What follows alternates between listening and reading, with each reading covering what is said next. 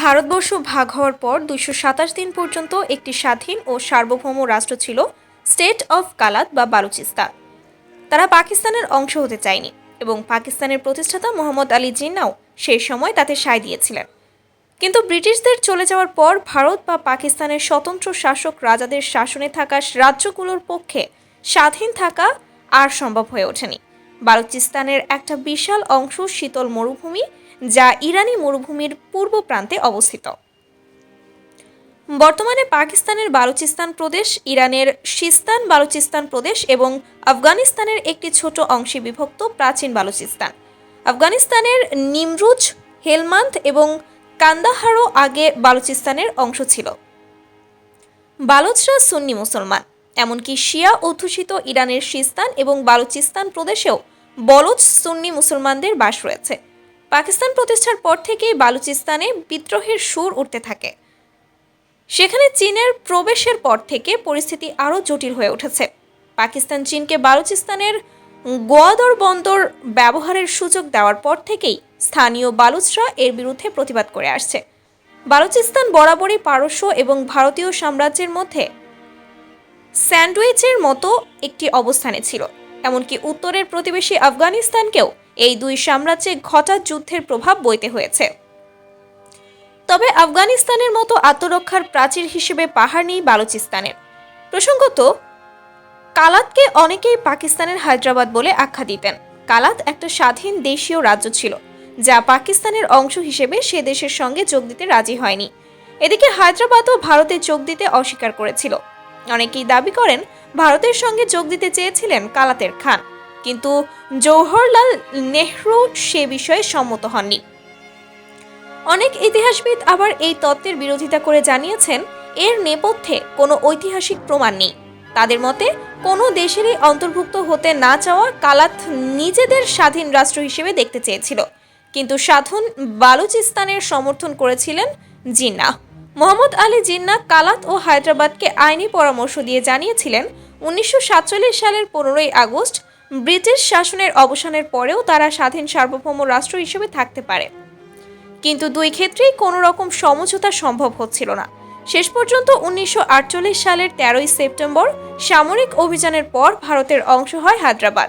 German রাষ্ট্রবিজ্ঞানী Martin Axmann Baloch জাতীয়তাবাদ এবং তার ইতিহাস নিয়ে একটি গুরুত্বপূর্ণ বই লিখেছেন, যার নাম back to the future, the khanates of Kalat and the genesis of Baloch nationalism, 1915 থেকে 1955। এই বইয়ে মার্কিন এক্সম্যান লিখেছেন, কালাতের বিষয়ে মোহাম্মদ আলী জিন্নাহর পরামর্শ ব্রিটিশ শাসকদের বিস্মিত করেছিল, তবে কালাত কিন্তু হায়দ্রাবাদের মতো ছিল না। মিস্টার এক্সম্যান লিখেছেন 1948 সালের 20 মার্চ কালাতের খান শাসক পাকিস্তানে যোগ দেওয়ার বিষয়ে সম্মতি জানান। স্বাধীনতা ও সার্বভৌমত্ব থাকায় ভারত এবং আফগানিস্তানের সাহায্য আশা করেছিলেন কালাতের খান। পাকিস্তানি ইতিহাসবিদ ইয়াকুব খান বাঙ্গাস তার এই প্রিন্সলি অ্যাফেয়ার বইয়ে লিখেছেন, কালাত পাকিস্তানে যোগ দেওয়ার আগে থেকেই সেখানে গণতান্ত্রিক জাতীয়তাবাদী আন্দোলন হচ্ছিল। Kalat state national party KSNP 1945 সালে জওহরলাল নেহেরুর সভাপতিত্বে অল ইন্ডিয়া স্টেট পিপলস কনফারেন্সেও অংশ নিয়েছিল। অন্যদিকে বালুচিস্তানে কিন্তু মুসলিম লীগ কখনোই সমর্থন পায়নি। ইতিহাসবিদ ইয়াকুব খান বাঙ্গাস লিখেছেন, কালাতের খান এবং KSNP মতাদর্শগতভাবে গণতান্ত্রিক ছিল। জাতীয়তাবাদী হওয়ায় KSNP মুসলিম লীগের নেতৃত্বাধীন পাকিস্তানে যোগ দিতে চায়নি। KSNP ভারতের সঙ্গে ঘনিষ্ঠতা বাড়াতে চেয়েছিল বা কালাতের খানের সঙ্গে থেকেই একটা স্বাধীন রাষ্ট্র চেয়েছিল। কালাতের খান গণতান্ত্রিক আন্দোলনকে সমর্থন করতেন এবং এর অধীনে সেখানে 2 কক্ষ বিশিষ্ট সংসদীয় ব্যবস্থাও গঠন করা হয়েছিল। কালাতের সংসদ মনে করত শুধু মুসলমান হওয়ার কারণেই বালুচদের পাকিস্তানের অংশ হওয়া উচিত নয়, কিন্তু তাদের এই প্রতিরোধ পাকিস্তান সরকার চূর্ণ করে দেয় এবং জোর করে কালাত দখল করে নেয় তারা। পাকিস্তানের ইতিহাসবিদ মোবারক আলী ব্যাখ্যা করেছেন, পাকিস্তানের সঙ্গে স্বশাসিত রাজ্যগুলোর সংযুক্তি এই শর্তে হয়েছিল যে পাকিস্তানের সরকার তাদের অভ্যন্তরীণ বিষয়ে খুব বেশি হস্তক্ষেপ করবে না, যদিও শেষ পর্যন্ত তেমনটা হয়নি। মোবারক আলী বলেন, কিন্তু ধীরে ধীরে এই দেশীয় রাজ্যগুলোর স্বায়ত্তশাসন পুরোপুরি নষ্ট হয়ে যায়।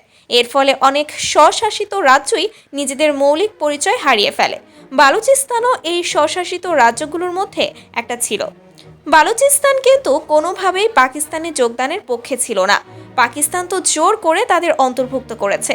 কালাতের খান চেয়েছিলেন স্বাধীন কালাত, কিন্তু পাকিস্তান তা চায়নি। ছোট ছোট স্বাধীন রাজ্যগুলোর পক্ষে স্বাধীন থাকা এত সহজ ছিল না।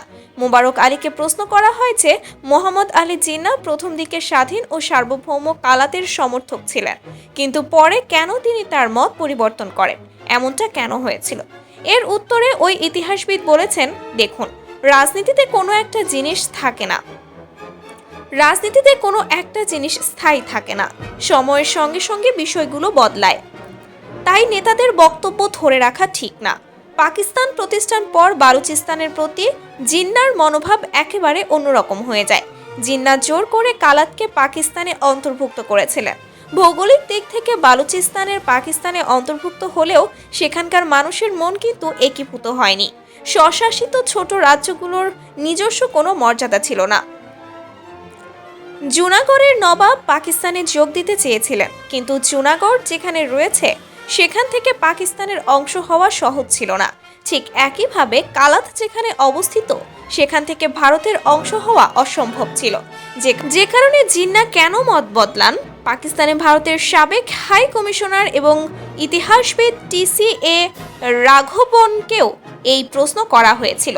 জবাবে তিনি বলেন, জিন্নাহর মনে কি ছিল তা নিয়ে কিছু বলা কঠিন, তবে এটা একেবারেই সত্য যে জিন্নাহ কালাতকে স্বাধীনভাবে থাকতে দেওয়ার পক্ষে কথা বলেছিলেন। 1947 সালে বুকতি নবাব এবং কালাতের খানের সঙ্গে জিন্নাহর যে সম্পর্ক ছিল, 1947 সালের পর সেখানে যথেষ্ট পরিবর্তন আসে। স্পষ্টতই পরে তার মত পরিবর্তন হয়েছিল। সেজন্যই বালুচিস্তানকে জোর করে পাকিস্তানে অন্তর্ভুক্ত করা হয়েছিল। প্রসঙ্গত, বালুচিস্তানে কিছু হলেই ভারতীয় সংবাদ মাধ্যমের একাংশে বলা হয় যে কালাতের নবাব কালাতকে ভারতের অংশ হিসেবে অন্তর্ভুক্ত করার প্রস্তাব দিয়েছিলেন, কিন্তু নেহরু তা গ্রহণ করেননি। TCA রাঘবন অবশ্য এই তত্ত্বের বিরোধিতা করেছেন। এই প্রসঙ্গে তিনি বলেন, এটা হোয়াটসঅ্যাপ ইতিহাস, অর্থাৎ সামাজিক মাধ্যমে প্রচলিত তথ্য, যার কোনো ভিত্তি নেই। নেহরু সেই সময়ের একজন অত্যন্ত শ্রদ্ধেয় নেতা ছিলেন এবং কালাতের খানও তার প্রতি শ্রদ্ধাশীল ছিলেন। কালাতের খান চেয়েছিলেন স্থানীয় স্বশাসিত রাজ্যগুলোর চেয়ে তার রাজ্যের মর্যাদা পৃথক হোক। ব্রিটিশ সাম্রাজ্যে কিন্তু কালাতের মর্যাদা অন্যান্য দেশীয় রাজ্যের চেয়ে ভিন্নই ছিল। কালাত ভারতের অংশ হতে চেয়েছিল কিনা তার নেপথ্যে কোনো ঐতিহাসিক প্রমাণ নেই বলে জানিয়েছেন TCA রাঘবন। তার কথায় কালাত রাজ্য ভারতের সঙ্গে একীভূত হতে চেয়েছিল কিনা সেই বিষয়ে কোনো ঐতিহাসিক তথ্য নেই। আসলে কালাতের খান তার স্বশাসিত রাজ্যের জন্য পৃথক মর্যাদা চেয়েছিলেন এবং সেই কারণে ইরান, ব্রিটিশ সাম্রাজ্য, পাকিস্তান এবং ভারতের সঙ্গে আলোচনায় বসেছিলেন। তার উদ্দেশ্য ছিল কালাতের জন্য একটা পৃথক বিভাগ তৈরি করা। কালাত কখনো নিজেদের বাহাওয়ালপুরের মতো করে দেখেনি। কিছু একটা মন্তব্য করার আগে আমাদের পরিস্থিতিটা বোঝা উচিত ছিল। মোবারক আলীও জানিয়েছেন যে স্টেট অফ কালাত ভারতে যোগদানের প্রস্তাব দেয়নি। তিনি বলেছেন, কালাত স্বাধীন এবং সার্বভৌম থাকতে চেয়েছিল। কালাতকে স্বাধীন রাখতে নেহরুর সাহায্য চেয়েছিলেন কালাতের খান, কিন্তু কালাতের খান কখনো বলেননি যে তারা ভারতে যোগ দিতে ইচ্ছুক। নেহরু বড় নেতা ছিলেন, তাই কালাতের খানের তার প্রতি শ্রদ্ধা ছিল। এটা বলা একেবারেই ভুল যে নেহরু কালাতকে ভারতের সঙ্গে একীভূত করার প্রস্তাব প্রত্যাখ্যান করেছিলেন। পাকিস্তানের অংশ হওয়াকে কেন্দ্র করে বালুচিস্তানের অভ্যন্তরে ব্যাপক বিতর্ক চলছিল। তাজ মোহাম্মদ ব্রেসিক তার বই Baloch nationalism, its origin and development up to 1980-তে লিখেছেন, 1947 সালে কালাত স্টেট ন্যাশনাল পার্টির সদস্য ছিলেন মীর গৌস বক্স বাইজেনজো। 1947 সালের ডিসেম্বর মাসে আয়োজিত পরিষদের দিওয়ান-ই সভায় তিনি বলেছিলেন, আমাদের সংস্কৃতি ইরান ও আফগানিস্তানের মতোই আলাদা। মুসলমান হওয়ার কারণেই যদি আমাদের পাকিস্তানে যোগ দিতে হয়, তাহলে ইরান ও আফগানিস্তানেরও পাকিস্তানের অংশ হিসাবে যোগ দেওয়া উচিত। আমাদের বলা হচ্ছে যে পারমাণবিক অস্ত্রের যুগে আমরা নিজেদের রক্ষা করতে পারবো না। আমার প্রশ্ন হলো, আফগানিস্তান, ইরান এবং এমনকি পাকিস্তানও কি পরাশক্তির বিরুদ্ধে নিজেদের রক্ষা করতে সক্ষম?